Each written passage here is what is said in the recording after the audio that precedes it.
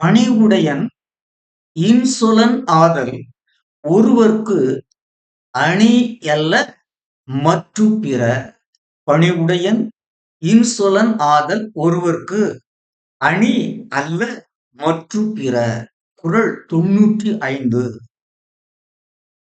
அடக்கமும் இன்சொல்லுமே நகையா நகையாகும். அடக்கமும் இன்சொல்லுமே நகையா நகையாகும்.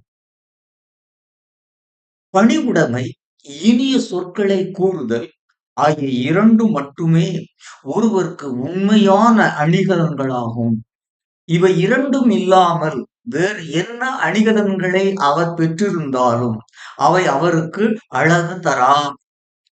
அதாவது மனிதனுக்கு ஒளியூட்டுவது அடக்கமும் இனிய சொற்களுமே ஆகும். மனிதன் அணியும் பொன்னும் மணியும் வான் அணியும் முகில் போன்றது.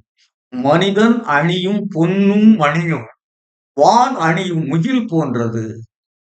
கதிரும் மதியும் அணியும் ஒளி போன்றது அல்ல. மனிதன் அணியும் பொன்னும் மணியும் வான் அணியும் முகில் போன்றது. கதிரும் மதியும் அணியும் ஒளி போன்றது அல்ல.